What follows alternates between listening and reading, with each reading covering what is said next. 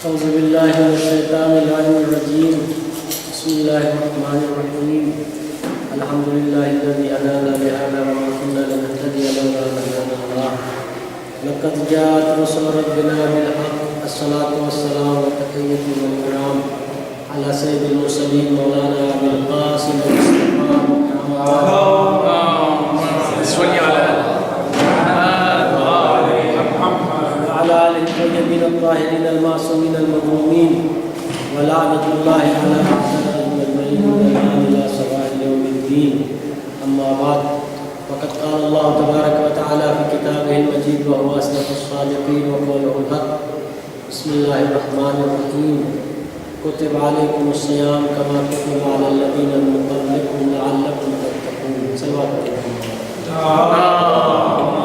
صلی علی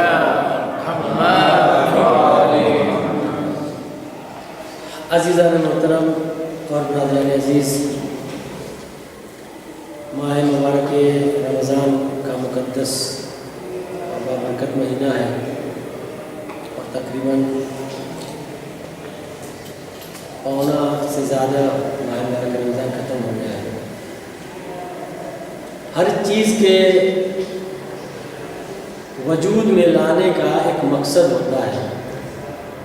میں مثال سے سمجھاؤں تو میری بات زیادہ اچھی طریقے سے سمجھ میں آئے گی. جب کوئی آدمی کوئی چیز کو ایجاد کرتا ہے، بناتا ہے، تو اس کا ایک ہدف ہوتا ہے، اس کا ٹارگیٹ ہوتا ہے، اس کا ایک مقصد ہوتا ہے. فار ایگزامپل، یہ کیمرہ جو اس وقت ویڈیو جو بن رہی ہے، یہ کیمرہ جو بنایا گیا تو یہ کیمرہ بنانے والے کا ایک مقصد تھا، ایک ٹارگیٹ تھا، ایک ہدف تھا. ٹی وی بنانے والوں نے جب ٹی وی بنائی تو اس کا بھی، ٹیلی ویژن، اس کا بھی ایک مقصد. یہ موبائل جو ہمارے ہاتھوں میں ہے، اس کا بھی ایک مقصد. تو عزیزان محترم، کہنے کا مطلب یہ کہ دنیا میں جتنی چیز جو بھی بناتا ہے، وجود میں لاتا ہے، تو اس کا ایک ٹارگیٹ اور ایک مقصد ہوتا ہے.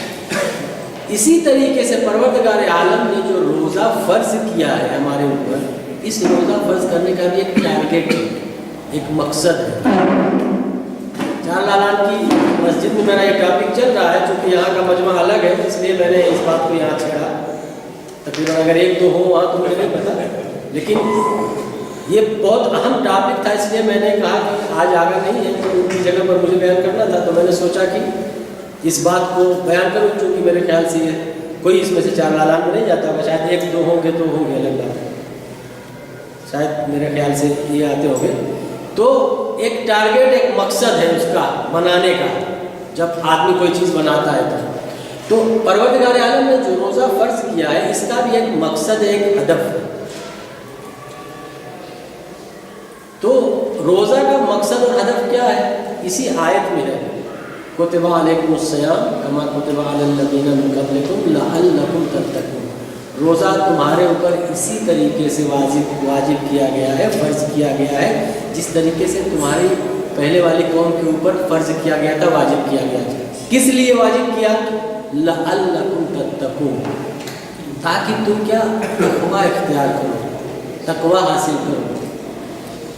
عزیزان محترم، اصل بات یہ ہے کہ روزہ رکھنے کا مقصد کیا ہے؟ تقوی حاصل کرنا. جو چیز جس مقصد کے لیے بنائی گئی ہے، اگر وہ چیز اس سے حاصل نہ ہو تو کوئی ویلیو ہے اس کی؟ یہ کیمرہ جس کام کے لیے بنایا گیا ہے، اگر یہ اپنے مقصد میں کام نہ کرے تو کوئی فائدہ نہیں ہے. یہ ٹیوب لائٹ جس چیز کے لیے بنائی گئی ہے، اگر یہ کام نہ کرے اپنے مقصد میں تو کوئی فائدہ ہے اس کا. یہ پنکھا جو اگر اپنے مقصد میں کام نہ کرے تو کوئی فائدہ ہے. یہ موبائل اگر جس کام کے لیے بنایا گیا ہے، اس سے اگر وہ مقصد حاصل نہ ہو تو کوئی فائدہ ہے. تو روزے کا مقصد کیا ہے؟ تقوی حاصل کرنا. اگر روزہ رکھنے کے بعد ہم تقوی حاصل نہ کریں تو کوئی فائدہ ہے روزے کا؟ کوئی فائدہ نہیں. تو عزیزو، اب یہاں سے میری بات شروع ہوتی ہے. سب سے پہلا کیا ہے ٹارگیٹ؟ تقوی حاصل کرنا. تقوی حاصل کرنے سے پہلے ہمیں تقوی کا مطلب سمجھنا ہوگا. ہمیں اگر پتہ ہی نہیں ہے کہ تقوی کیا ہے تو ہم کیسے تقوی حاصل کریں؟ کس چیز کو ہم تقوی سمجھیں؟ اس کا مفہوم کیا ہے؟ اس کی ڈیفینیشن کیا ہے؟ اس کا مطلب کیا ہے؟ تو پہلے ہم کو کیا تقوی کا معنی سمجھنا پڑے گا. اور عزیزان محترم، तकवे का माना हासिल करने के लिए कि तकवा क्या है, हमको पहले फलसफे खिलकत इंसान समझना होगा। क्योंकि जब तक इंसान की खिलकत का फलसफा समझ में नहीं आएगा, उस वक्त तक तकवा समझ में नहीं आएगा। जब तकवा समझ में नहीं आएगा तो रोज़ा का फलसफा समझ में आएगा। लेकिन एक स्टेप और आगे बढ़ता हूँ, इंसान की खिलकत का फलसफा भी उस वक्त तक समझ में नहीं आएगा जब तक कि कायनात की खिलकत का फलसफा समझ में ना आए। बहुत तवज्जो से आप मेरी बात सुनिएगा। तो बात कहाँ से कहाँ पहुँच गई। रोज़े का फलसफा क्या है? रोज़े का मकसद असल तकवा हासिल करना है। तकवा कब समझ में आएगा? जब हम ये समझें कि इंसान को क्यों पैदा किया गया है, इंसान को पैदा करने का मकसद क्या है, और इंसान के खिलकत का फलसफा हमको कब समझ में आएगा? जब हम ये समझें कि दुनिया के खिलकत का फलसफा क्या है, दुनिया क्यों पैदा की गई है। तो सबसे पहले हम ये समझें कि दुनिया क्यों पैदा की गई है, फिर हम समझें कि इंसान क्यों पैदा किया गया है, फिर हमें समझ में आएगा कि इंसान का कमाल क्या है, फिर जब हमको ये समझ में आएगा तो तकवा समझ में आएगा, जब तकवा समझ में आएगा तो रोज़े का फलसफा समझ में आएगा। तो हम सबसे पहले कहाँ से बात शुरू करेंगे? फलसफे खिलकते कायनात। तो इससे पहले भी एक बात कहना जरूरी समझता हूं कि ये समझने के लिए कि दुनिया क्यों पैदा की गई है, इसका फलसफा क्या है, हमको सबसे पहले दुनिया को समझना पड़ेगा कि दुनिया है क्या, किस चीज को दुनिया कहते हैं। बहुत तवज्जो चाहता हूँ आप लोगों के मिजाज के मुताबिक, जो जवान जो हमारे हैं आजकल का जो जमाना, उसके लिहाज से बात करना चाह रहा हूँ। खाली वो रोज़ा, नमाज और हज, ज़कात में तकवा नहीं है। असल तकवा को समझने के लिए ये सब फलसफा समझना पड़ेगा, सारी बहसें समझनी पड़ेगी। तो हमको क्या, रोज़े का मकसद और हदफ क्या है? तकवा हासिल करना। तकवा कब समझ में आएगा? जब इंसान की खिलकत का फलसफा समझ में आए। जब इंसान की खिलकत का फलसफा उस वक्त समझ में आएगा जब दुनिया की खिलकत का फलसफा समझ में आए, और दुनिया की खिलकत का फलसफा उस वक्त समझ में आएगा जब हम ये समझें कि दुनिया क्या है। तो आइए समझें दुनिया क्या, किसे दुनिया कहते हैं। ये ज़मीन, ये आसमान, ये दरिया, ये पहाड़, ये चाँद, ये सूरज, ये सब, ये दुनिया ये है या किसी और चीज़ का नाम दुनिया है? दुनिया दो मजमूए का नाम है, दो चीज़ का नाम है। एक वो चीज़ जो देखने को मिलती, आँख से हम इसको देख सकते हैं, छू सकते हैं, और दूसरा इसका जो है एक हिस्सा जो है वो अभी यहाँ बयान करना मुनासिब नहीं है, उसकी जब जगह आएगी तो वहाँ बयान करूँगा। असल दुनिया जो है चार चीज़ के मजमूए का नाम है। दुनिया चार चीज़ के मजमूए का नाम है।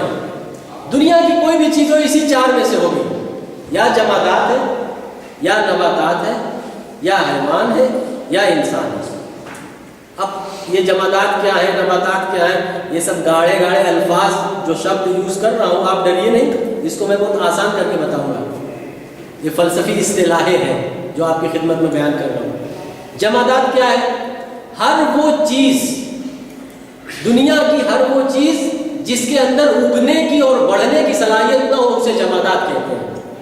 जैसे मिसाल के तौर पर ये पत्थर है, ज़मीन है, ये जो है ये मेज़ है, ये मोबाइल है, ये छत है, ईंटा है, पत्थर है, जो भी जितनी चीज़ें हैं जिसके अंदर उगने की सलाहियत न हो, इसको जमादात कहते हैं। जितनी चीज़ें हैं, लकड़ी है, ये कुर्सी है, ये कैमरा है, जो भी जिसके अंदर उगने की सलाहियत न हो, उसको जमादात कहते हैं। हजारों, सैकड़ों, लाखों, करोड़ों चीज़ें हैं दुनिया में जमादात में, गिने तो आप गिन नहीं सकते।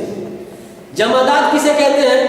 जमादात हर वो चीज़ जो जिसके अंदर उगने और बढ़ने की सलाहियत हो, हर वो चीज़ जो उगती हो और बढ़ती हो। जैसे दरख्त है, चाहे छोटा हो या बड़ा हो, घास है, दरख्त है, खेत है, उसमें किस्म किस्म के फूल जो होते हैं वो अलग है, कांटों के दरख्त अलग है, फल जिसमें लगता है वो अलग है, अनाज और गल्ला उसके अलग है।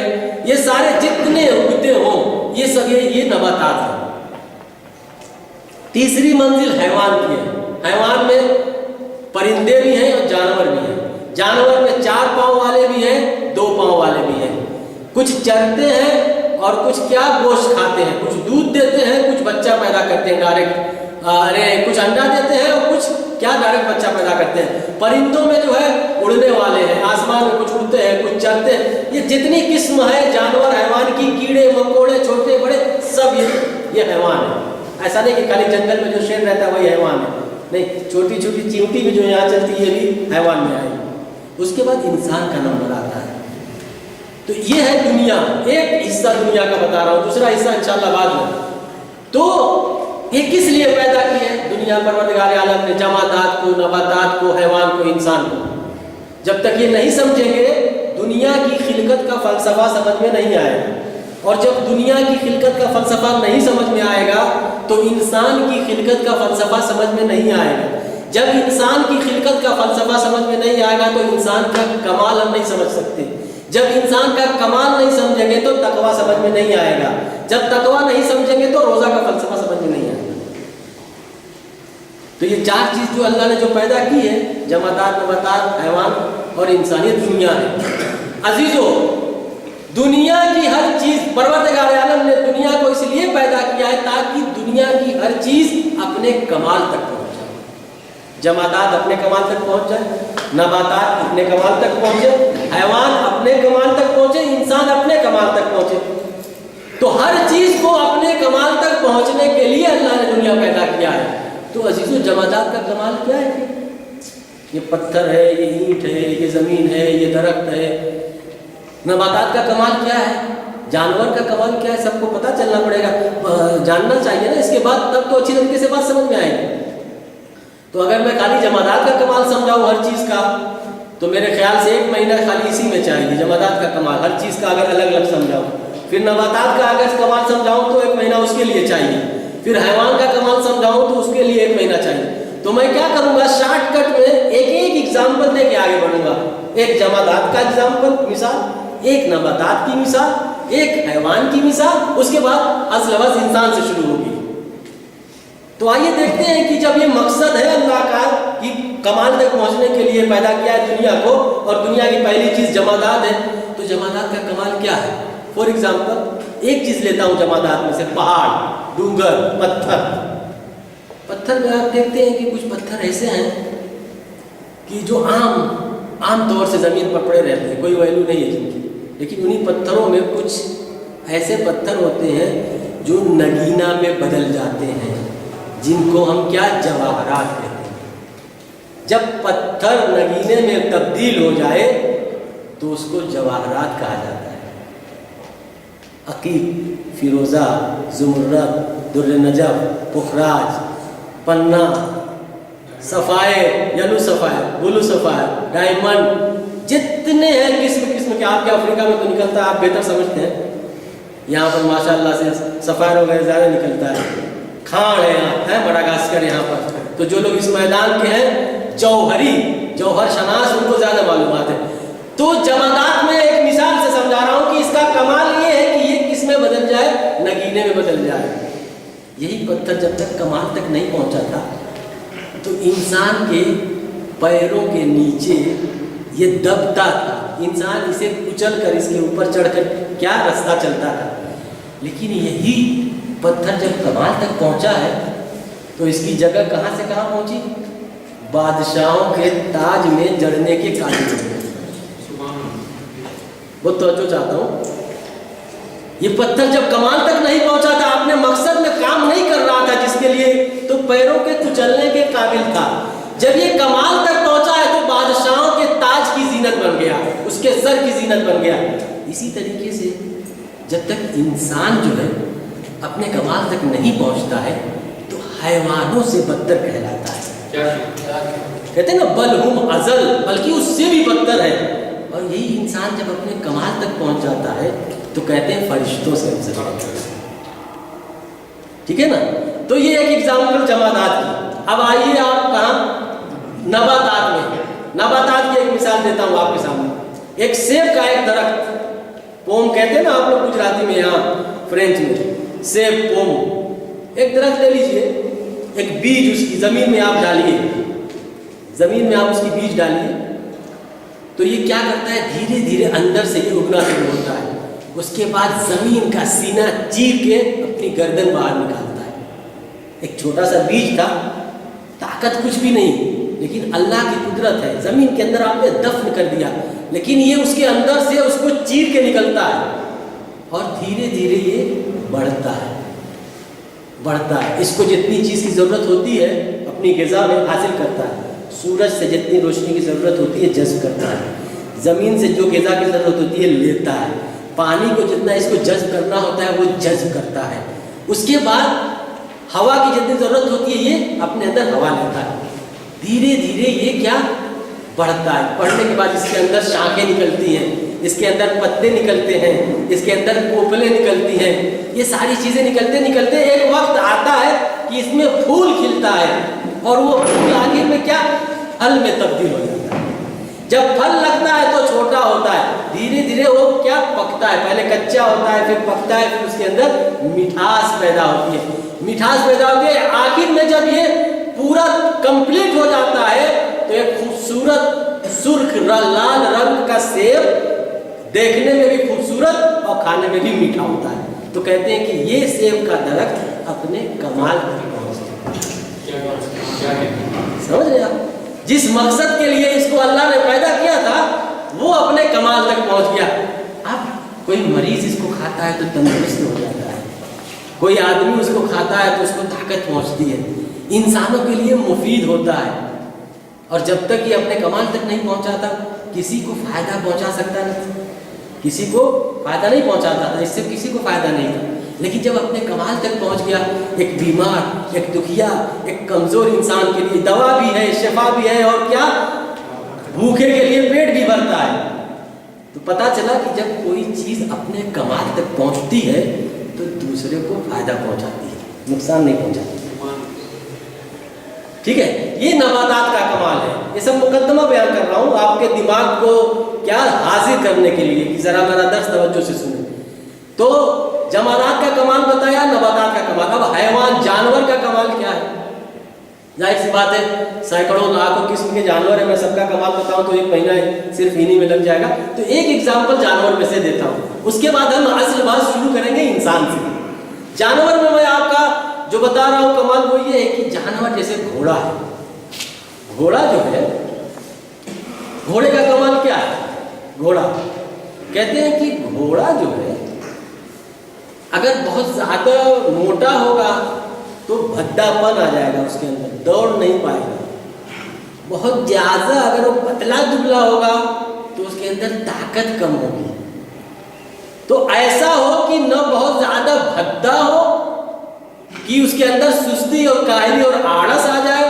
اور ایسا بھی نہ ہو کہ اتنا کمزور ہو کہ بیچارے کے پاس طاقت نہ ہو، کوئی اگر بیٹھے تو کیا بیچارہ وہ اس کو تحمل نہ کر سکے، اس کا وزن برداشت نہ کر سکے، تو بیچ میں ہونا چاہیے، یعنی اس کے اندر پھرتی ہو، چستی ہو، طاقت بھی ہو اور موٹا بھی نہ ہو، جیسا کہ آپ ریس میں دیکھتے رہتے ہیں ٹیلی ویژن وغیرہ پہ، گھوڑے دوڑتے ہیں مقابلے کے لیے جب لاتے ہیں تو کیسے کیسے سب، تو جو زیادہ موٹا اور بھدا ہوتا ہے وہ نہیں جیت پاتا ہے وہ، تو کہتے ہیں کہ اگر یہ نہ بہت زیادہ موٹا ہو نہ بہت زیادہ پتلا دبلا ہو بلکہ بیچ میں ہو تو یہ گویا یہ گھوڑا اپنے کمال تک پہنچ گیا۔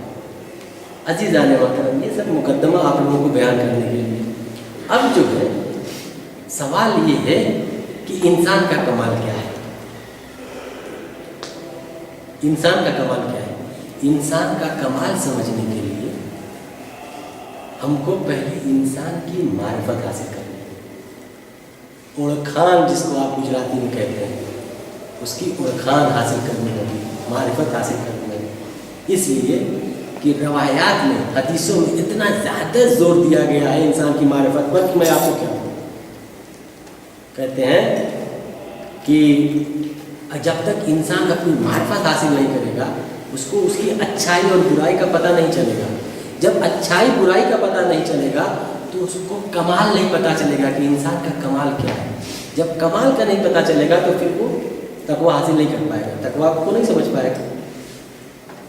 دیکھیے روایت میں ہے کہ افضل المعرفت و معرفت الانسان لنفسه، سب سے بہترین معرفت اور جانکاری ایجوکیشن علم جو ہے دنیا میں انسان کی خود کی معرفت، پوتے نی اوڑکھان، इंसान जब तक अपनी खुद की औकात नहीं करेगा, हासिल नहीं करेगा, मारिफत हासिल नहीं करेगा, उस वक्त तक ये अपने फजाइल और रज़ाइल को नहीं समझ सकता। मन लम यारिफ नफ्सहु फक़द ख़बत फ़ी ज़लाल वल जहालात। जिस इंसान को अपने नफ्स की मारिफत नहीं है, वो गुमराही और क्या जहालात के दलदल में अंदर वो कि इस तरीके से गिरा है कि फिर उसमें से निकल नहीं पाएगा। इसीलिए परवरदिगार आलम फरमाता है वला तकुनु कल्लज़ीना नसुल्लाह फअनसाहुम अनफुसहुम। खबरदार तुम उनके जैसे ना बन जाना कि जिन लोगों ने अल्लाह को भुला दिया है, तो नतीजे में परवरदिगार आलम ने उनके नफ्सों से अपने को भुला दिया है। इंसान जब अपने को नहीं पहचानेगा तो खुदा को नहीं पहचानेगा। क्यों? क्योंकि अफज़ल मारिफतुल इंसान लिनफ्से। क्यों अफजल मारिफत है? इसकी वजह क्या है? कारण क्या है? इल्लत क्या है?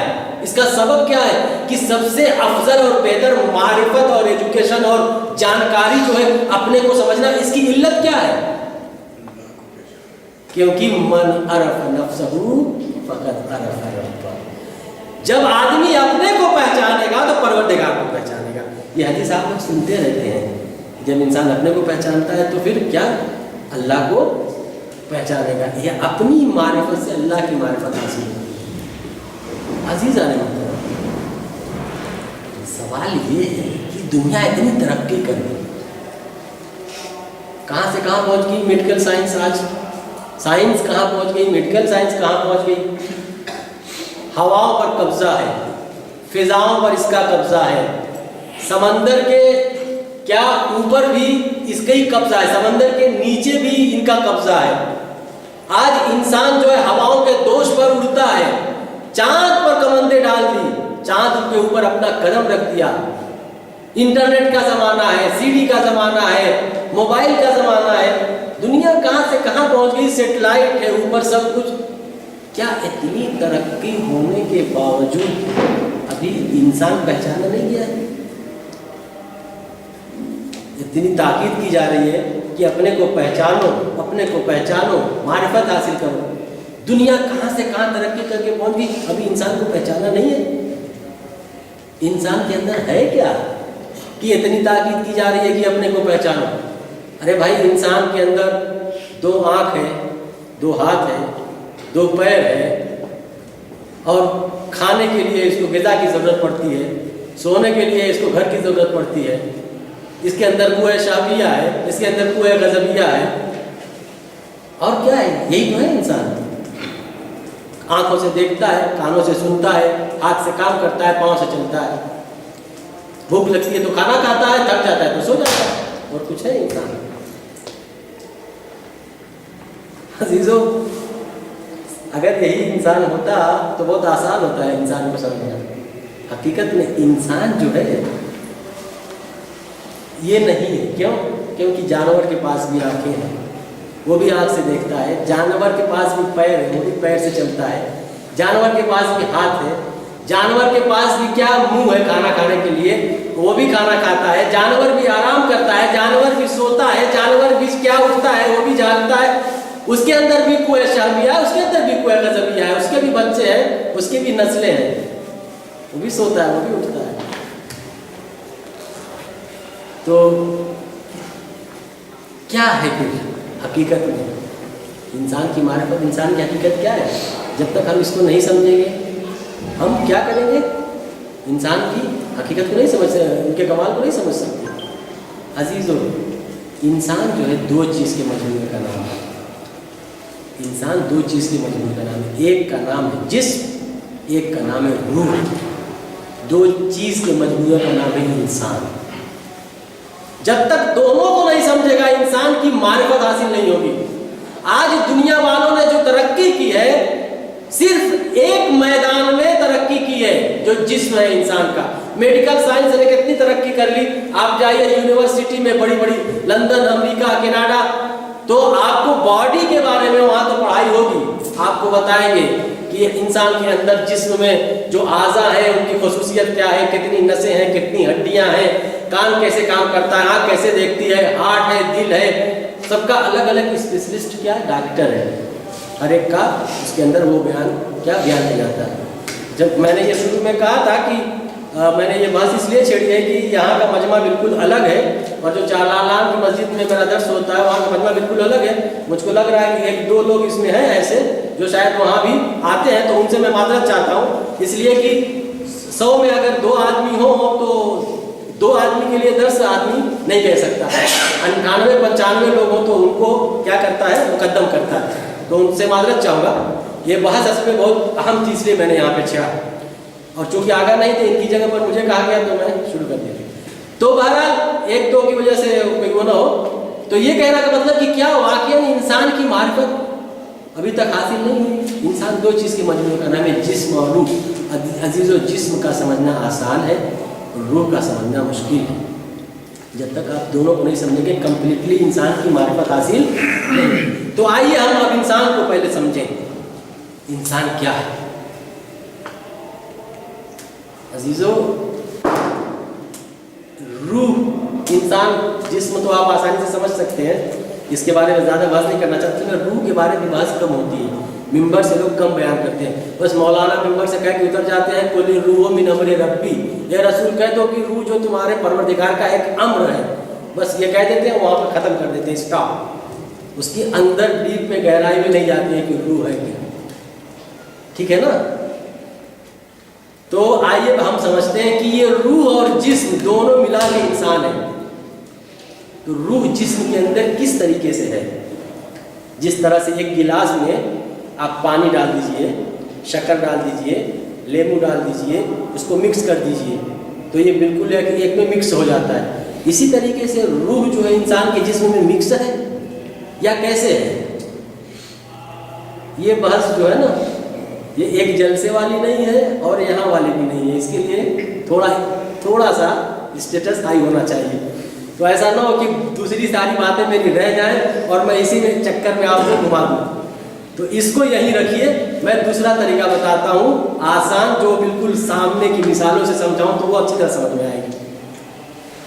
दूसरी बात ये है कि जिस्म को जो आप छू के देख सकते हैं, आँख से छू सकते हैं, आँख से देख सकते हैं, ये मादी चीज़ है। जिस्म जो है ये मादी है, आँख से देखा जा सकता है, हाथ से छुआ जा सकता है, समझ रहे हैं। तो रूह जो है क्या है, वो एक लतीफ़ शय का नाम है। लतीफ़ शय का नाम का मतलब क्या है, यानी एक ऐसी चीज़ है कि जिसका वजूद तो है लेकिन दिखाई नहीं देती, हाथों से छू नहीं सकते, आंखों से देख नहीं सकते।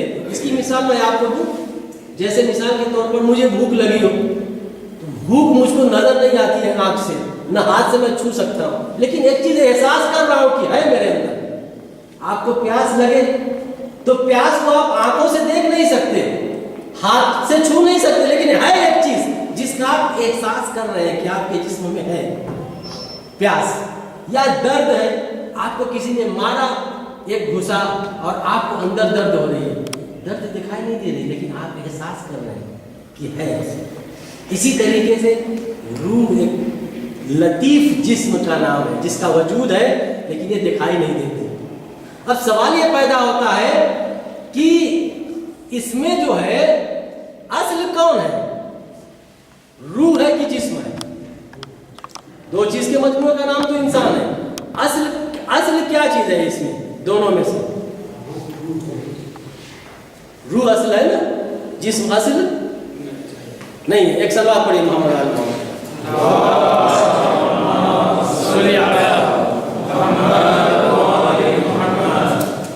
तो अज़ीज़ान मोहतरम, इस पर हमारे पास दलील क्या है कि रूह असल है, जिस्म असल नहीं है। अगर जिस्म असल होता तो जिस्म के कटने के बाद आज़ा जवारे इंसान को मर जाना चाहिए, लेकिन हम देखते हैं एक पाँव कट जाता है फिर भी इंसान जिंदा रहता है, एक हाथ कट जाता है फिर भी इंसान जिंदा रहता है। इसका मतलब कि ये असल नहीं है, असल रूह है। मैं आपको असल जो है वो रूह है, असल जिस्म नहीं। मैं आपको मिसाल दूँ कि जंग बद्र में जब शोहदा जंग बद्र जिसका लाशा पड़ा हुआ था वहाँ पर, तो सब मरे हुए थे, लाशें पड़े हुए थे। तो पैगंबर ने उन लोगों से कहा जो लाशें पड़े हुए थे, हल वजदकुम मा वअद रब्बुकुम हक्का, اے شہدائے بدر، کیا جس چیز کا وعدہ تمہارے پروردگار نے تم سے کیا تھا وہ تم نے سچا پایا؟ تو اصحاب کہہ رہے کہ یا رسول اللہ آپ کس سے بات کر رہے ہیں؟ یہ تو مردہ ہے، زمین پر پڑے ہوئے لاشیں ہیں، آپ ان سے بات کر رہے ہیں، کیا یہ سنتے ہیں؟ پیغمبر نے کہا انہم اسمع منکم، تم کیسی بات کر رہے ہو، یہ تم سے زیادہ سن رہے ہیں، لاشا مردہ ہم سے زیادہ سن رہا ہے۔ تو کیا اس واقعے سے یہ پتہ چلتا ہے کہ یہ کان سن رہا تھا ان کا؟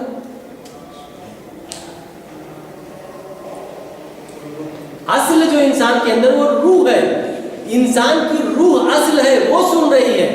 وَلَا تَحْسَبَنَّ الَّذِينَ قُتِلُوا فِي سَبِيلِ اللَّهِ أَمْوَاتًا بَلْ أَحْيَاءٌ عِندَ رَبِّهِمْ يَرْزُقُونَ۔ آپ جو شہدائے بدر جو ہے ان کو آپ کیا جو شہید ہو گئے اللہ کی راہ میں انہیں مردہ نہ سمجھو، ان کو اللہ کی طرف سے رزق ملتا ہے۔ تو جسم تو قبر میں دفن ہو کے سڑ گل گیا، رزق کس کو مل رہا ہے؟ کون کھا رہا ہے؟ رزق ہے کیا چیز؟ ساری باتیں ہیں کرنے والا۔ تو عزیزان محترم، اصل جو ہے نا یہ روح ہے۔ روح اور جسم کی مثال میں آپ ہوں، جسم یعنی موبائل، جسم یعنی یہ کیمرہ، جسم یعنی یہ پنکھا، جسم یعنی لیپ ٹاپ، جسم یعنی کمپیوٹر۔ اگر کمپیوٹر میں کرنٹ نہ ہو، لائٹ نہ ہو تو کام کرے گا؟ موبائل میں چارج نہ ہو کام کرے گا؟ لیپ ٹاپ میں چارج نہ ہو کام کرے گا؟ کیمرے میں اگر بیٹری نہ ہو کام کرے گا؟ ایک باڈی ہے یہ جسم، باڈی۔ عزیزان محترم، جسم کے اندر جو لائٹ ہے نا اس لائٹ کا نام ہے روح۔ جس طریقے سے اس کے اندر چارج نہ ہو، اگر لائٹ نہ ہو تو کمپیوٹر کام نہ کرے، اسی طریقے سے اگر روح جسم میں نہ ہو تو یہ ہاتھ کام نہیں کرتے، یہ آنکھیں کام نہیں کرتی ہیں، یہ پیر کام نہیں کرتے ہیں۔ جب روح ہوتی ہے تو ہر چیز انسان کا کیا اعضاء جوارے کیا کام کرتا ہے۔ ایک اور صلوات پڑھی محمد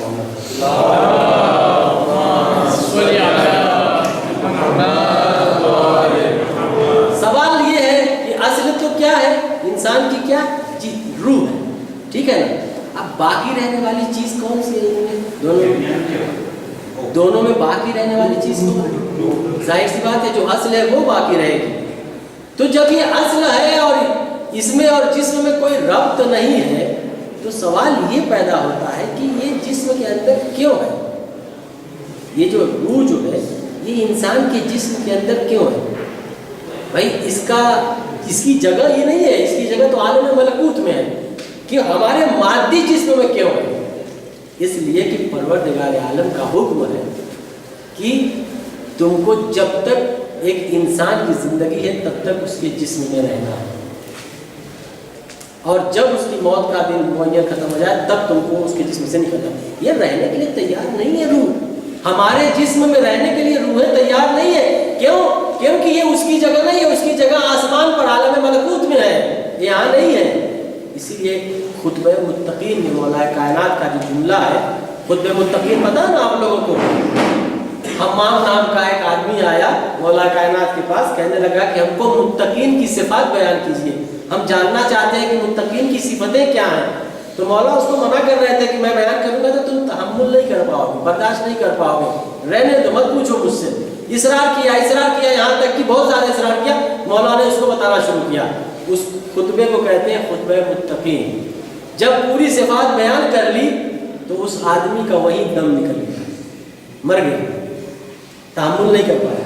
امام علی نے کہا تھا کہ صفتیں جو متقین افراد کی جو ہے تم سنو گے تو تحمل نہیں کر پاؤ گے۔ وہ پورا خطبہ ہے، ایک مہینے میں وہ خطبے کے بارے میں باقاعدہ بیان کرنا چاہیے کہ خطبہ متقین میں مولا نے کیا فرمایا۔ یہ خود ایک مہینے کا سبجیکٹ ہے ماہ رمضان کا، ایک صفت آدمی بیان کرے پورا مہینہ ختم ہو جائے گا۔ تو عزیزان محترم، وہ آدمی کا دم نکل گیا۔ اس خطبے میں فرمایا ہے کہ کیا فرمایا؟ لولا الاجل الذي كتب الله عليهم لم تستقر ارواحهم في اجسادهم طرفة عين شوقا الى الثواب وخوفا من العقاب۔ کہتے ہیں کہ متقی اور پرہیزگار لوگوں کی صفتوں میں سے ایک صفت یہ ہے کہ اگر موت کا ایک دن معین نہ ہوتا تو یہ روحیں انسان کے جسم میں ایک لمحہ اور ایک سیکنڈ نہیں رہتی. یہ تو پروردگار عالم کی طرف سے حکم ہے کہ جب تک اس کی موت نہ آ جائے تب تک تمہیں رہنا ہے. تو مجبور ہے رہنے کے لیے. اگر یہ مجبور نہ ہوتی تو ایک سیکنڈ یہاں رہنے کے لیے تیار نہیں تھی. کس لیے؟ شوقاً الی الثواب وخوفاً من العقاب. ثواب کے شوق میں اور عذاب کے خوف سے رہنے کے لیے تیار ہے. لیکن بہرحال یہ مجبور ہے. اس لیے جو ہے میں آپ کو ایک واقعہ بتاؤں آیت اللہ بہجت کا کہ جس کی روحیں کس طریقے سے مصنوع ہوتی ہیں. آیت اللہ مصباح یزدی ان کے ایک شاگرد ہیں آیت اللہ بہجت کے. یہ بتاتے ہیں کہ ایک دن آیت اللہ بہجت کا جسم جو ہے ان کے گھر پڑا ہوا تھا جیسے مردہ ہوتا ہے. جان نہیں تھی. ڈاکٹر آیا, اس نے چیک اپ کیا, بتایا کہ یہ مر گئے, جان ختم ہو گئی ہے ان کے جسم. اب رونا پٹنا شروع ہو گیا گھر کے اندر. ہاں انتقال ہو گیا. کس کا؟ آیت اللہ بہجت کا. 2 گھنٹہ 4 گھنٹہ ہوا, سب یقین ہو گیا ہمارے. جب سب کو یقین ہو گیا, رونا پٹنا شروع ہو گیا, تو ان کا پیر حرکت کرنا شروع کیا, پھر ہاتھ حرکت کرنا شروع کیا, جسم کے اندر جان آئی, آنکھیں کھلی اور وہ اٹھ کے بیٹھ گئے. لوگوں نے پوچھا یہ کیا ہے؟ بہت بڑے عارف تھے نا آیت اللہ بہجت. آیت اللہ بہجت نے کہا, آیت اللہ مصباح یزدی نے کہا, آیت اللہ بہجت اس شخص کا نام ہے کہ جو اپنی روح کو اپنے جسم سے نکال سکتا ہے اور دوبارہ داخل کر سکتا ہے. آیت اللہ بہجت نے کہا میری روح میرے جسم سے نکل کر گئی تھی عالم ملکوت کی سیر کرنے کے لیے, اور وہاں سے پھر واپس آئی ہے. یہ ہے عزیزان, لولا الاجل الذی کتب اللہ علیہم لم تستقر ارواحهم فی اجسادهم طرفۃ عین شوقا الی الثواب وخوفا من العقاب. تو یہ روح اور جسم کی بات تھی. تو باقی رہنے والی چیز کیا ہے؟ اصل باقی رہنے والی چیز جو ہے وہ روح ہے. جسم باقی رہنے والی چیز نہیں. ایک سلوات پڑھیے محمد علیہ.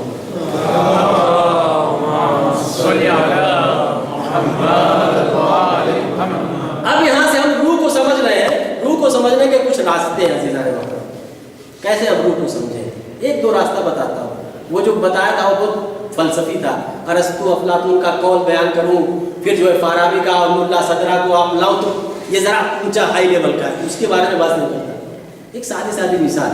فار ایگزامپل, آپ کبھی تنہائی میں 4 بجے رات کو اٹھیے نماز شب پڑھنے کے لیے, کوئی نہ ہو گھر میں, یا گھر میں ہو یعنی تنہائی میں اکیلے, آپ اٹھیے اور کھڑے ہوئے اللہ کے سامنے. جو رابطہ پیدا ہوگا آپ کا, جو خلوص اور خشوع ہوگا اللہ اور آپ کے درمیان, یہ جو رابطہ ہے یہ کون سا رابطہ ہے؟ ایک روحانی رابطہ. یہ روح ہے جو آپ کا رابطہ پیدا کر رہی ہے آپ کے درمیان اور اللہ کے درمیان. یہ روح ہے انسان کی جو رابطہ پیدا کر رہی ہے. یہ تو بہت سادی مثال تھی. یہ اس سے بہتر مثال ہے. آپ یہاں سوتے ہیں گھر میں اپنے, کہاں؟ بڑا گاس کرنے, اور جب خواب دیکھتے ہیں, سپنا دیکھتے ہیں, تو آپ کا جسم کبھی کہاں ریونین, کبھی جو ہے پاکستان, کبھی ایران, کبھی فرانس, کبھی لندن, کبھی امریکہ, کبھی تو صبح میں اٹھتے ہیں تو دیکھتے ہیں میرا جسم تو یہی ہے گھر میں. تو یہ جو سیر کر رہے تھے آپ لندن امریکہ کی, یہ کیا چیز تھی جو سیر کر رہے تھے؟ باڈی تو آپ کے یہاں پڑی ہوئی ہے, گھر کے اندر پڑی ہوئی ہے. تو یہ چیز کون سی چیز تھی جو انڈیا گئی, پاکستان گئی, ایران گئی, کبھی زیارت کرنے کے لیے آپ خواب میں پہنچ جاتے ہیں نجف, کربلا, کبھی جو ہے جس کی فکر جیسی ہوتی ہے وہ ایسا خواب دیکھتا ہے. گناہ زیادہ کرنے والا انسان ہوگا تو وہ گناہ کرنے کے لیے امریکہ چلا جائے گا, اور ثواب کرنے والا انسان اگر زیادہ ثواب ہے تو وہ نجف کربلا میں زیارت کرنے چلا جائے گا. وہ تو اس کی فکر کے اوپر ہوتا ہے اس کا خواب. کیسی عادت ڈالی ہے اپنی روح کو. تو کہتے ہیں کہ عزیزان محترم یہ جو ہے نا یہ روح ہے. اس طریقے سے ہم روح کو سمجھتے ہیں. اب یہاں سے سنیے, یہاں سے بہت اہم بات ہے. جسم اور روح میں کچھ شباہت پائی جاتی ہے. جس طرح کے سے جسم ہے اسی طریقے سے کچھ چیزیں جو روح میں پائی جاتی ہیں. امام علی فرماتے ہیں ان للجسم 6 احوال الصحة والمرض والموت والحیات والنوم والیقظہ. کہہ رہے ہیں کہ جسم کے اندر 6 خصوصیتیں ہیں. جسم کبھی صحت مند ہوتا ہے, کبھی بیمار ہو جاتا ہے, जिस्म को कभी मौत आती है, कभी जिंदा रहता है, जिस्म कभी सोता है, कभी जागता है। वक़ज़ालिक रूह, इमाम फरमाते हैं इसी तरीके से रूह की भी 6 हालत है। यानी रूह भी कभी सेहतमंद होती है, कभी मरीज होती है, रूह भी कभी जिंदा होती है, कभी मुर्दा हो जाती है, रूह भी कभी सोती है और कभी जागती है। ये शबात पाई जा रही है। मैं खाली एक चीज पर आपको समझाऊं कि जिस्म सेहतमंद होता है और मरीज होता है, इसका मतलब क्या है? इसको यूं समझाऊं, जिस्म को सेहतमंद और तंदुरुस्त रखने के लिए आप क्या करते हैं? इसकी खुसूसियत क्या है? जिस्म को तंदुरुस्त रखने के लिए बहुत सारी चीजों पर ध्यान देना पड़ता है। क्या? मुकव्वी ग़िज़ा खाते हैं आप, पिस्ता, बादाम, अखरोट, मुकव्वी ग़िज़ा, दूध है, जूस है, फ्रूट है, एक ये। दूसरी बात क्या है? मसलन इसमें जितनी भी ग़िज़ा आप ले सकते हैं, मक्खन है, दही है, जो भी। दूसरी चीज क्या आप करते हैं? वर्जिश, स्पोर्ट, कसरत जिसको कहते हैं, है ना? फ्रेंच में बारह आप जो भी कहें, तो वर्जिश करना। अगर आदमी खाली खाए पिए और सो जाए तो भी उसका जिस्म बीमार हो जाएगा, मरीज हो जाएगा। लेकिन खाने के साथ साथ अगर वर्जिश करेगा तब उसके अंदर तकलीफ आएगी। इसीलिए जो है कहते हैं कि खाली खाना पीना भी जो है ये अच्छा नहीं है, बहुत नुकसानदेह है। दुनिया में एक बात कहता हूँ आपसे, दुनिया में खा के मरने वालों की तादाद ज़्यादा है और भूखे जो रहते हैं उनके मरने वालों की तादाद कम है दुनिया में। सर्च किया गया है इसके ऊपर। जो भूखे रहते हैं, जिनको खाना नहीं मिलता, वो ज़्यादा जिंदा रहते हैं, और जो हर वक्त खाते रहते हैं वो जल्दी मर जाते हैं। समझ रहे हो? अगर आप तहकीक करें तो आपको पता चलेगा, डॉक्टरों का रिसर्च है। इसीलिए रोज़े का जो फ़ायदा है ना, भूख हम जो हमारे पास रहती है, बहुत सारे फ़ायदे हैं, वो एक अलग टॉपिक है रोज़े का। तो अज़ीज़ान मोहतरम, वर्जिश, मुकव्वी ग़िज़ा। तीसरी चीज़ क्या है? कुछ बुरी आदतें हैं जो ख़ास तौर से जवानी के अय्याम में इंसान के पास आती हैं। वो आदत पड़ जाती है तो इंसान बर्बाद, तबाह हो जाता है। तो बुरी आदतों से परहेज करना भी ज़रूरी होता है। मुकव्वी ग़िज़ा खाना, वर्जिश, स्पोर्ट करना, बुरी आदतों से परहेज करना, तो इंसान का जिस्म क्या होगा? तंदुरुस्त होगा। इसीलिए जो है जब इंसान का जिस्म जो है क्या बीमार हो जाता है तो उसके जो अमराज पैदा होते हैं इंसान के जिस्म में, उसकी 2 किस्में हैं। यहाँ बहुत तवज्जो चाहता हूँ। जब इंसान अगर वो कभी ग़िज़ा ना खाए, उसकी हिफाजत ना करे जिस्म की, तो बीमार हो जाता है। तो जिस्म की बीमारी 2 किस्मों में है। पहले इसको आप समझ लीजिए तो आपको रूह समझ में आएगी। जिस्म की कुछ बीमारी ऐसी है जो काबिल इलाज है, और कुछ बीमारी ऐसी है जो नाकाबिल इलाज है। जैसे कैंसर है, शुगर है, हार्ट है, या मिसाल के तौर पर एड्स है, दूसरी बीमारियां। लाख आप अमेरिका चले जाइए इलाज करवाने के लिए, उसका इलाज ही नहीं पैदा हुआ। नतीजा क्या? आखिर में इंसान मर जाता है। कुछ बीमारियां ऐसी हैं जिसम की जो काबिल इलाज है, जैसे नज़ला है, जुकाम है, सर दर्द है, या थोड़ी छोटी छोटी जो बीमारियां हैं, आप जाइए डॉक्टर के पास, आपको देगा दवा, बीमारी आपकी खत्म हो जाएगी, आपका जिस्म फिर से सेहतमंद हो जाएगा। अज़ीज़ान मोहतरम, इसी तरीके से रूह की कुछ बीमारियां ऐसी हैं जो काबिल इलाज है। आप इलाज कर, तौबा करके उसका इलाज कर सकते हैं, अल्लाह माफ़ कर देगा, आपकी रूह नूरानी हो जाएगी। लेकिन रूह की कुछ बीमारियां ऐसी हैं कि आपको तौबा करने की तौफीक ही नहीं मिलेगी। रूह की मौत है वो। यानी ऐसा नहीं है कि आप तौबा करेंगे तो अल्लाह माफ़ नहीं करेगा, नहीं, वो बीमारी इतनी खतरनाक है कि आपको मस्जिद तक लाने के लिए तैयार ही नहीं करेंगे, आपको मुसल्ले तक लाने के लिए तैयार ही नहीं करेंगे, आपको आमादे ही नहीं करेंगे कि आप राबिता अल्लाह से काम करें। जैसे जनाब मूसा का वाक़या मैं बयान करूं कि अपने कोहे तूर पे जा रहे थे, रास्ते में एक इंसान मिला, कहता है मूसा कहाँ जा रहे हो? मूसा ने कहा मैं जा रहा हूँ अपने खुदा से मिलने के लिए, बात करना है, मुनाजात करने के लिए।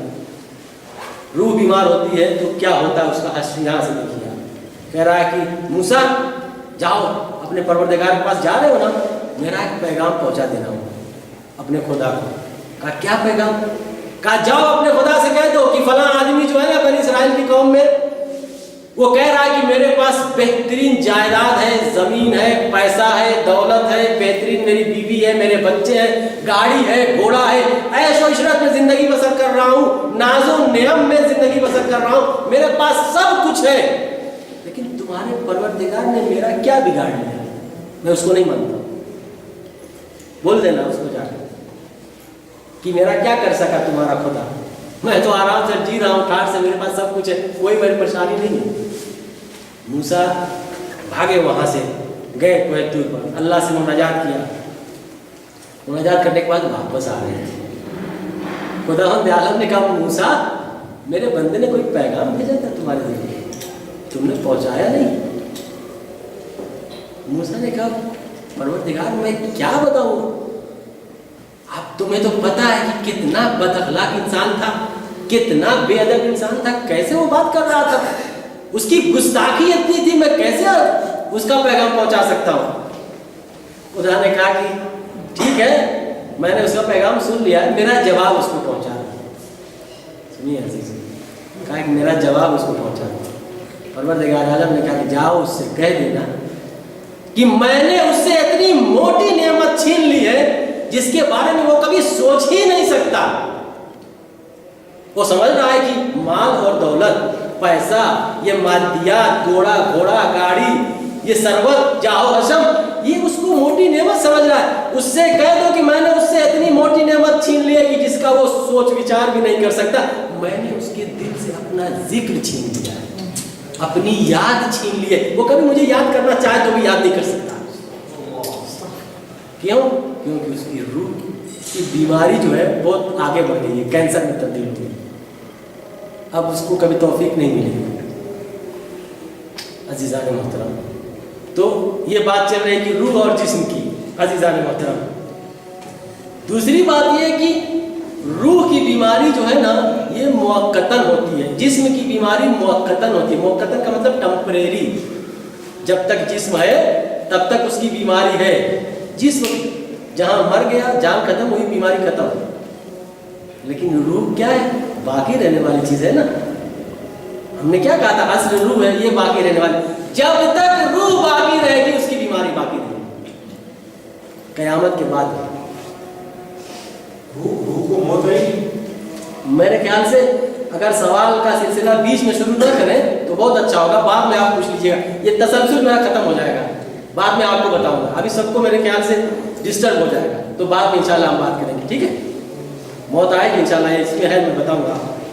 تو عزیزان محترم، یہ جو ہے جسم کی بیماری اور روح کی بیماری کی بات چلتی، یہ باقی رہنے والی ہے روح کی بیماری. اور جو جسم کی بیماری ہے یہ ختم ہو جاتی ہے.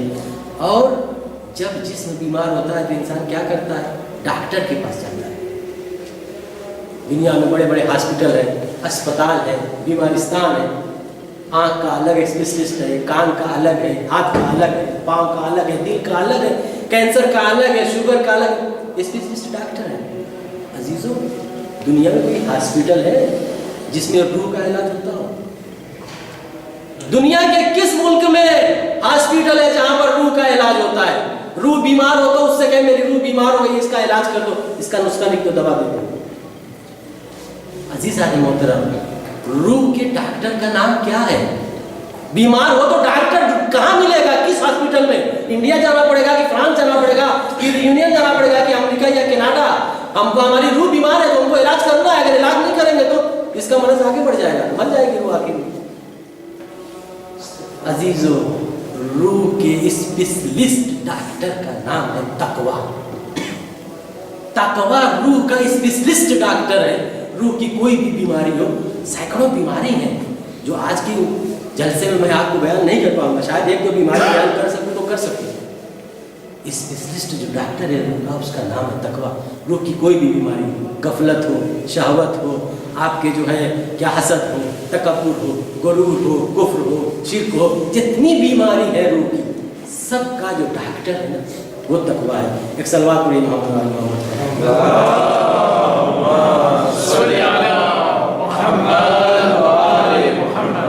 اب کیسے پتا چلے کہ ہماری روح بیمار ہے کہ نہیں؟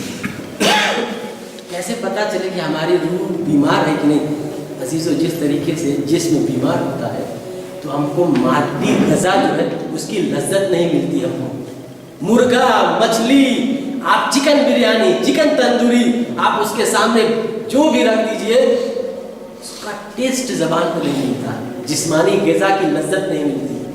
کیوں؟ کیونکہ جسم بیمار ہے۔ عزیزان محترم، جس طرح جسم بیمار ہو تو جسمانی غذا کی لذت نہیں ملتی، اسی طریقے سے روح اگر بیمار ہے تو ہم کو روحانی غذا کی لذت نہیں ملتی۔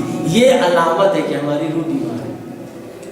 تو سوال یہ ہے کہ روح کی غذا کیا ہے؟ جسم کی غذا تو مرغا، مچھلی، چاول سب کچھ ہے نا، روٹی، چکن تندوری، بریانی، جو کچھ بھی کہیں۔ روح کی غذا کیا ہے؟ عزیز محترم، روح کی غذا کا نام ہے عبادت، ذکر، تسبیح، تحلیل، ایمان، تقوی، جتنی یہ عبادتیں جتنی، یہ سب روح کی غذا ہے۔ جب روح بیمار ہوتی ہے تو انسان کا دل مسجدوں میں نہیں لگتا، ذکر الہی میں نہیں لگتا، تسبیح تحلیل میں نہیں لگتا، قرآن پڑھنے میں نہیں لگتا، دعاؤں میں نہیں لگتا، مناجات کرنے میں نہیں لگتا۔ اس کو 2-4 منٹ بھی اگر دیر ہو جائے تو اس کو الجھن ہونے لگتی ہے۔ کیوں؟ کیونکہ روح بیمار ہے، ٹیسٹ نہیں مل رہا ہے اس کو۔ لیکن جب روح بیمار نہیں ہوتی ہے تو پیغمبر فرماتے ہیں المومن فی المسجد کالسمک فی البحر، مومن مسجد میں اس طرح سے ہوتا ہے جس طریقے سے مچھلی سمندر میں ہوتی ہے۔ اگر مچھلی کو سمندر سے نکال دیا جائے تو کتنی دیر وہ تڑپتی ہے، کیسے تڑپتی ہے، کتنی پریشانی ہوتی ہے، آخر میں نتیجہ ہوتا ہے مر جاتی ہے۔ اس کو چاہیے دریا، پانی چاہیے۔ اسی طرح مومن جس کی روح بیمار نہ ہوتی اس کو مسجد چاہیے، اس کو ذکر الہی چاہیے، اس کو مناجات چاہیے، اس کو دعا چاہیے۔ وہ نہیں کرے گا تو مر جائے گا، اس کی غذا ہے یہ۔ عزیزان محترم، تو روح کی غذا کا نام ہے عبادت، اور روح کے اسپیشلسٹ ڈاکٹر کا نام ہے تقویٰ۔ ایک صلوات پڑھیے محمد صلی علی محمد وآل محمد۔ مختلف روح کی بیماریاں ہیں جن کے بارے میں میں ساری بیماریاں نہیں بیان کر سکتا، لیکن یہ ہے کہ جب روح بیمار ہو جاتی ہے تو انسان علامتوں میں سے، روح کی بیماریوں کی علامتوں میں سے ایک تو یہ کہ اس کو روحانی غذا اچھی نہیں لگتی، دوسری یہ کہ اس کو کسی کی نصیحت پسند نہیں آتی، وہ قبول نہیں کرتا۔ اگر کوئی اسے واعظ کرے، نصیحت کرے تو روح اگر بیمار ہو تو وہ قبول کرنے کے لیے تیار نہیں ہوتا۔ قرآن کی آیت ہے ختم اللہ علی قلوبہم وعلی سمعہم وعلی ابصارہم غشاوہ، پروردگار عالم نے ان لوگوں کے دلوں پر، ان لوگوں کی آنکھوں پر، ان لوگوں کے کانوں پر کیا پردہ ڈال دیا ہے۔ کن لوگوں پر؟ یہ لہم قلوب لا یفقہون بہا، ان کے پاس دل تو ہے لیکن وہ سمجھتے نہیں ہیں۔ لہم آذان لا یسمعون بہا، کان تو ہے لیکن سنتے نہیں ہیں۔ پھر اس کے بعد کہتے ہیں کہ سم بکم عمی فہم لا یفقہون، وہ گونگے ہیں، بہرے ہیں، اندھے ہیں۔ حقیقت میں دیکھا جائے تو نہ وہ گونگے ہیں، نہ بہرے ہیں، نہ اندھے ہیں۔ آنکھیں ان کی دیکھتی ہیں، کان ان کا سنتا ہے، لیکن خدا کیا کہہ رہا ہے؟ یعنی دیکھتے ہیں لیکن قبول نہیں کرتے، سنتے ہیں لیکن اس کو انسنی کر دیتے ہیں، جانتے ہیں کہ حق ہے لیکن اس کو قبول نہیں کرتے۔ کہتے ہیں نا کہ ایک آدمی اگر نیند میں سویا ہو تو اس کو اٹھانا آسان ہے کیونکہ نیند میں ہے، لیکن ایک آدمی مکاری کر کے سویا ہو، آنکھ خالی بند کی ہو، اندر سے سویا نہیں ہو، اس کو اٹھانا بہت مشکل ہوتا ہے۔ سبحان اللہ۔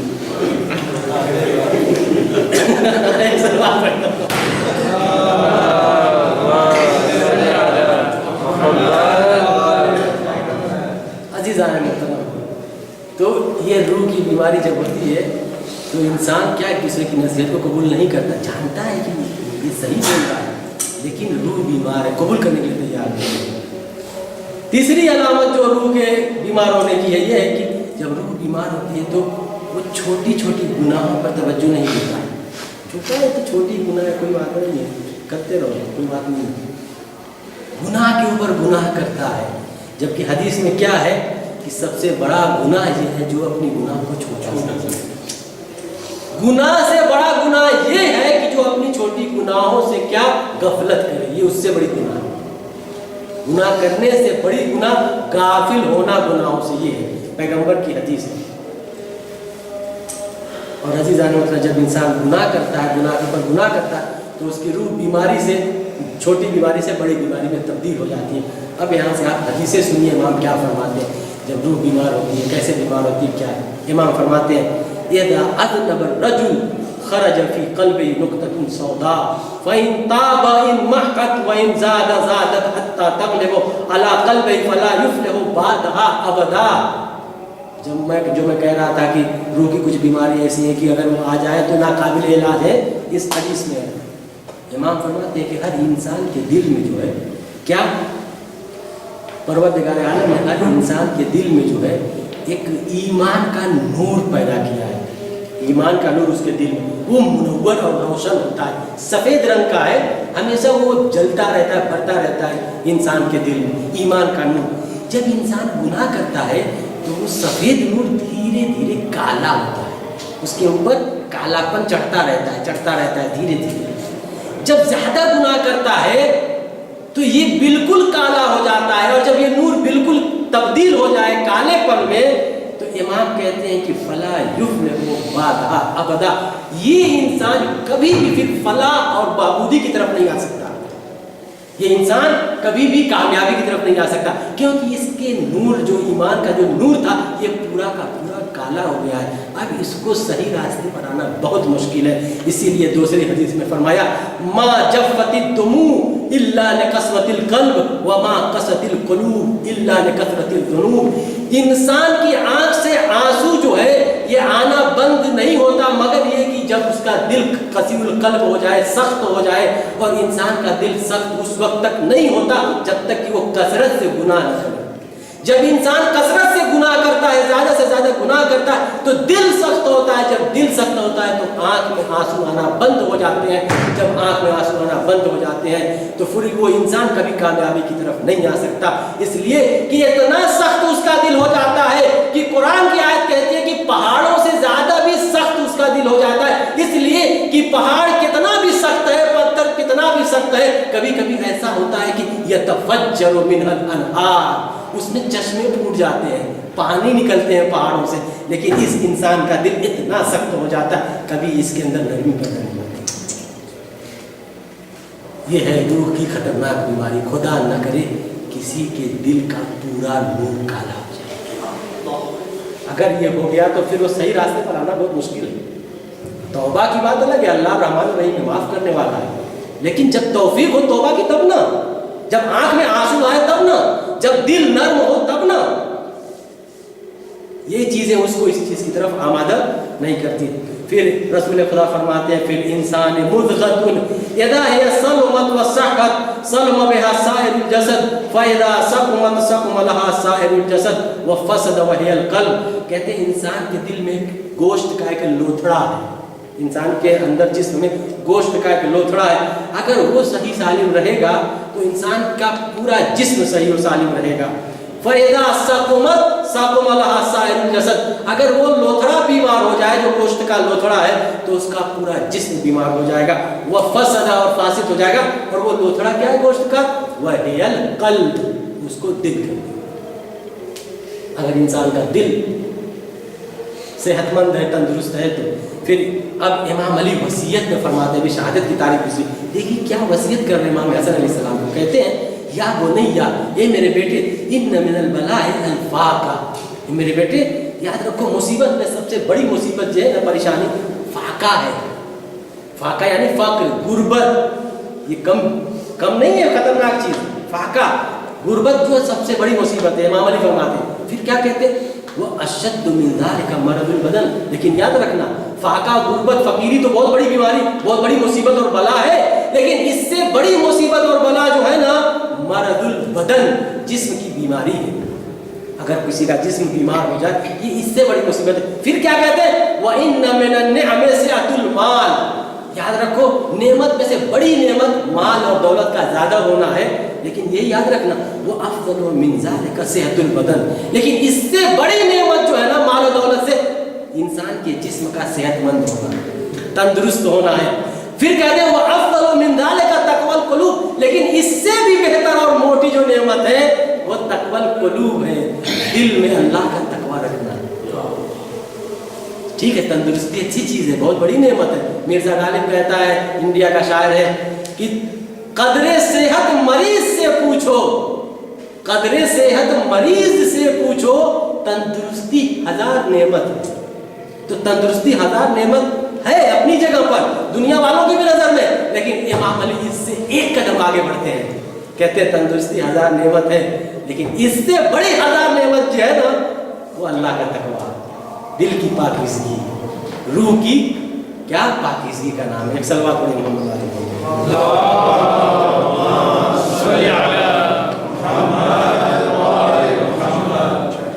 عزیزان محترم، ابھی اور چلے یا ختم کرنا ہے؟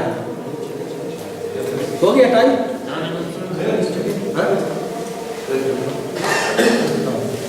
اچھا کا معذرت میں کہوں آج شما شما بھی کہہ دی انہیں بھی کان ایک کور دے رہا میرا، اوکے؟ تو اس کے بعد تشکر خیلی موضوع کل جو ہے آگاہ کا درس یہاں سے شروع ہے، ایسا نہیں ہے کہ میرا ہر روز درس ہے، آگاہ کا درس ہے، آج وہ نہیں آتے آگاہ پھر نہیں آیا تو میں نے درس دیا ہے جی، وہ گفتم بینا خیلی ممنون، خدا حافظ۔ تو امام فرماتے ہیں کہ ان للقلب اذنین، روح الایمان یسارہ بالخیر والشیطان یسارہ بالشر فَأَيُّهُمَا ظَهْرَ عَلَى صَاحِبِهِ غَلَبَ۔ امام فرماتے ہیں کہ انسان کے جسم میں جو ہے 2 روح، 2 کان ہیں، ایک کان ہے خیر کا ہے، ایک کان جو ہے وہ شر کا ہے، برائی کا، ایک اچھائی کا۔ جب انسان جو ہے یعنی روح الایمان اور روح الشیطان، شیطان وہی برائی کا اور ایمان یعنی اچھائی کا، جو اچھی چیز ہے وہ اس کے کان سے عبور کرتی ہے، گزرتی ہے، اور جو بری چیز ہے وہ روح شیطان سے عبور کرتی ہے۔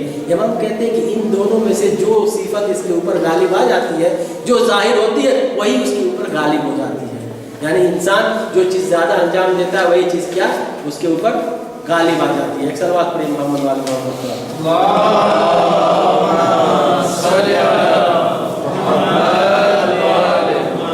ایک اور صلوات پڑھیں محمد وعلی محمد۔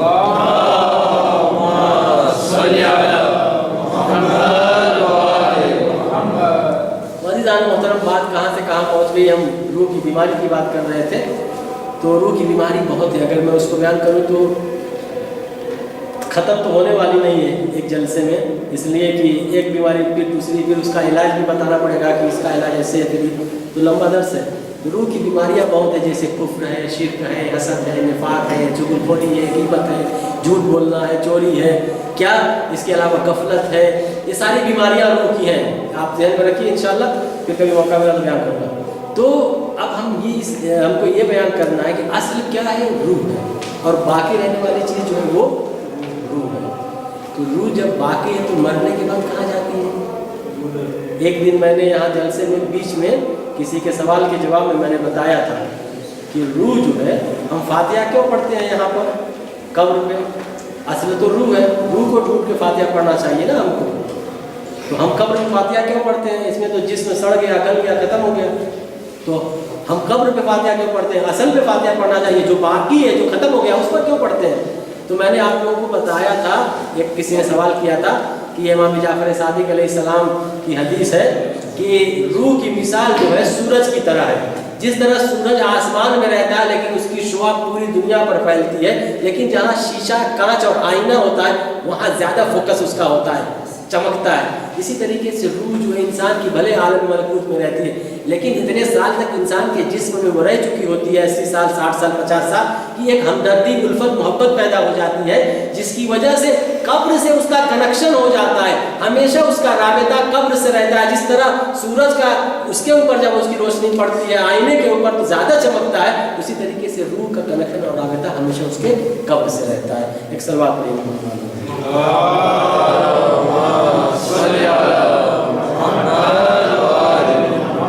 اور یہ روح 3 دن تک انسان کی قبر پہ آتی ہے، مرنے کے بعد 3 مرتبہ آتی ہے، جلدی پھر تو وہ آتی ہی رہتی ہے بعد میں۔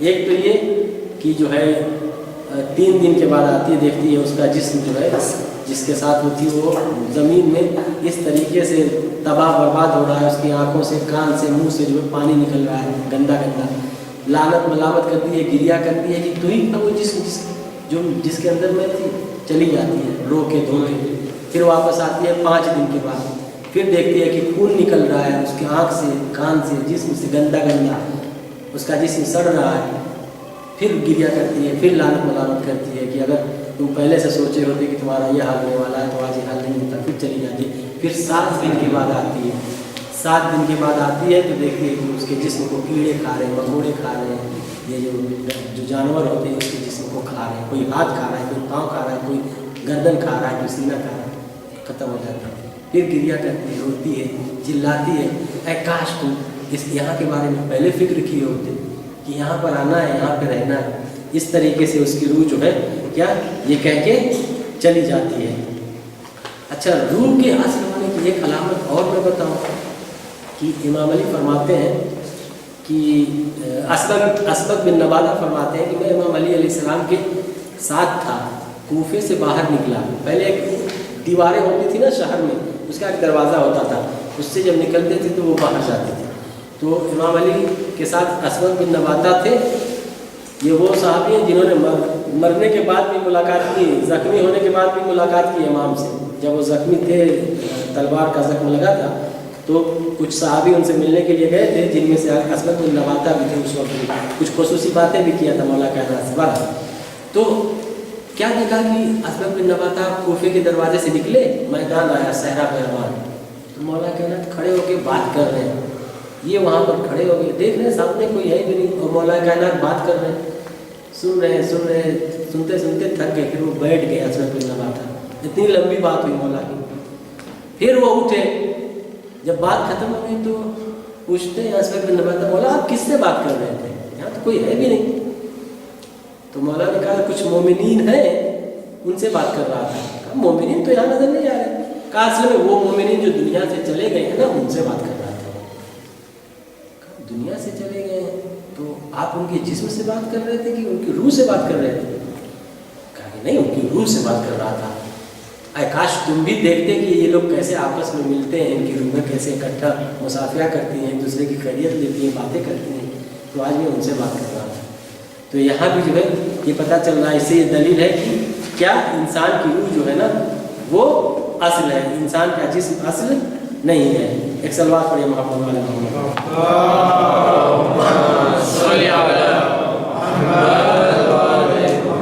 عزیزان محترم، بات کہاں سے کہاں چلی گئی، اصل منزل تک تو ہم نہیں پہنچ سکتے، ظاہر سی بات ہے، میرا ٹاپک ہی ایسا ہے، یہ ایک دن کا ٹاپک نہیں تھا، یہ 1 مہینے کا ٹاپک تھا، بلکہ 1 مہینے سے بھی زیادہ کا، اس لیے کہ بہت ساری باتیں تھیں، تو میں اس کو سمیٹتا ہوں۔ تو روح کی بات ہم کر رہے تھے، روح کو جاننا چاہ رہے تھے، روح اصل یہ باقی رہنے والی ہے۔ روح کب پیدا کی گئی؟ جسم تو ہم دیکھتے ہیں دنیا میں شادی ہوتی ہے مرد عورت کی، اس کے بعد جو ہے انسان پیدا ہوتا ہے، روح کب پیدا کی گئی تھی انسان کی؟ بہت سارے مطالب ہیں روح کے بارے میں، اور سخت باتیں ہیں، عوام میں بیان کرنے والی باتیں نہیں ہیں، لیکن جو میں بیان کر سکتا ہوں عوام میں وہ بیان کرتا ہوں۔ کب پیدا کی گئی، اس کی تاریخ کیا ہے؟ آپ نے سنا ہوگا عالم زر، عالم زر کا نام سنا آپ نے؟ ایک عالم ہے جس کا نام ہے عالم زر، آسمان پر بہت سارے عالم ہیں، کوئی عالم زر ہے، کوئی عالم جبروت ہے، کوئی عالم لاہوت ہے، کوئی عالم شہود ہے، کوئی عالم ملکوت ہے، کوئی سدرۃ المنتہا ہے، کوئی جو ہے عرش ہے، کوئی عرش و کرسی ہے، یہ سارے چیزیں سب جاننے کی ضرورت ہے، عرفا جو ہوتے ہیں ان کو اس کی زیادہ خبر ہوتی ہے، تو اس میں سے ایک عالم عالم زر ہے۔ عالم زر اس جگہ کو کہتے ہیں کہ پروردگار عالم انسانوں کو پیدا کرنے سے پہلے سب کی روحوں کو پیدا کیا تھا، جتنے دنیا میں انسان پیدا ہو چکے یا ہونے والے ہیں سب کی روح پروردگار عالم نے عالم زر میں پیدا کیا تھا، اور اقرار لیا تھا روحوں سے کہ بتاؤ میں تمہارا پروردگار ہوں کہ نہیں، تو سب کی روحوں نے جواب دیا تھا کہ ہاں پروردگار تو ہمارا خدا ہے، تیرے سوا کوئی اور خدا نہیں ہے، اس کو کہتے ہیں عالم زر۔ تو روایت میں ہے کہ آدم کی خلقت سے 2 روایتیں 14,000 سال پہلے پروردگار عالم نے سب کی روحوں کو پیدا کیا. 14,000 سال پہلے. ایک روایت میں 2,000 سال پہلے. پھر پیغمبر فرماتے ہیں کہ ان اول ما خلق اللہ عز وجل ارواحنا فانطلقها بالتوحید. سب سے پہلے پروردگار عالم نے ہماری روحوں کو پیدا کیا اور ہماری روحوں سے اپنی توحید کا اقرار لیا. پیغمبر کی حدیث ہے. پھر کہتے ہیں اس کے بعد دوسروں کی روحوں کو پیدا کیا. پہلے پیغمبر کی روح کو پیدا کیا. تو اس کے جو مرحلے جو روح کے ہیں یہ پہلا مرحلہ ہے. یہاں سے 6 مرحلے ہیں روح کے. یہ جہاں سے آئی ہے اس کو عالم ملکوت تک پہنچنے میں 6 مرحلے لگتے ہیں. ایک تو یہ ایک عالم ذر کہتے ہیں کہ عالم ذر جب وہ ذرے کی شکل میں روحیں تھیں انسان کی. اور دوسرا جو ہے عالم ذر کے بعد جو ہے عالم صلب پدر باپ کا صلب. یہ روحیں جو ہے باپ کے صلب میں تھیں. وہاں کے بعد جب وہ کیا باپ جو ہے کیا اس کو بولتے ہیں جب شادی ہوتی ہے انسان کی تو باپ بنتا ہے بچہ پیدا ہوتا ہے. تو جو اس کے صلب میں جو تھی یہ روح پہلے تھی. بعد میں پھر وہ دنیا میں آتی ہے. پھر تیسرا عالم عالم رحم مادر ماں کا جو رحم ہوتا ہے یہ تیسرا عالم ہے روح کا. سمجھ رہے ہیں جو نطفے کی شکل میں ہے گوشت کی شکل میں ہے نطفے کی شکل میں. پھر عالم کیا عالم دنیا. اس میں جب بچہ پیدا ہوتا ہے عالم دنیا میں تو اس کو عالم دنیا کہتے ہیں. یہاں کے بعد پھر مر جاتا ہے پھر عالم برزخ میں آتا ہے. عالم برزخ کے بعد پھر عالم قیامت میں روحیں اپنی واپس جگہ پر پہنچ جائیں گی. عزیزان محترم اس سے زیادہ مجھ کو مناسب نہیں لگ رہا ہے. 8:30 ہو بھی گیا ہے اور ٹائم بھی بہت زیادہ لینا مناسب نہیں ہے. انشاءاللہ اگر زندگی رہی اور پھر کبھی موقع ملا تو پھر انشاءاللہ اس کے بارے میں گفتگو کریں گے. میں آج آپ کے پاس کو یہیں ختم کرتا ہوں. خلاصہ یہ ہے کہ روزہ جو ہے روزہ اصل تقوی حاصل کرنے کے لیے ہے. تقوی حاصل اس وقت تک نہیں ہوگا جب تک کہ انسان کی خلقت کو نہ سمجھے کہ اس کا فلسفہ کیا ہے. انسان کی خلقت کا فلسفہ اس وقت سمجھ میں نہیں آئے گا جب دنیا کا نہ سمجھ میں آئے. تو پہلے دنیا کا ہم فلسفہ سمجھے کیوں پیدا کی گئی ہے تاکہ ہر چیز اپنے کمال تک پہنچے. تو انسان بھی دنیا کا ایک جز ہے اس کو بھی اپنے کمال تک پہنچنا ہے. انسان کا کمال جاننے کے لیے اس کی معرفت کی ضرورت ہے. انسان کی معرفت کے لیے جسم اور روح پر بحث کرنا ضروری ہے. جب دونوں سمجھ میں آئے گا تو انسان کا کمال سمجھ میں آئے گا. جب کمال سمجھ میں آئے گا تو تقویٰ سمجھ میں آئے گا. پھر روزے کا فلسفہ سمجھ میں آئے گا. تو آج تو تمہید میں ہماری گفتگو رہے گی. انشاءاللہ پھر کبھی بات کریں گے. وآخر دعوانا الحمدللہ رب العالمین. پروردگار عالم سے دعا کرتے ہیں کہ پروردگار عالم ہم سب کو توفیق عطا کر کے ہم سب اپنی معرفت حاصل کر سکیں. پروردگار اس مبارک مہینے میں ہمارے گناہوں کو معاف فرما, ہمارے امید کی مغفرت فرما, امام تمامہ کے ظہور میں تعجیل فرما, ہم کو ان کے آواز میں شمار فرما. ربنا تقبل منا انک انت السمیع العلیم. ان اللہ وملائکتہ یصلون علی النبی یا ایھا الذین آمنوا صلوا علیہ وسلموا تسلیما.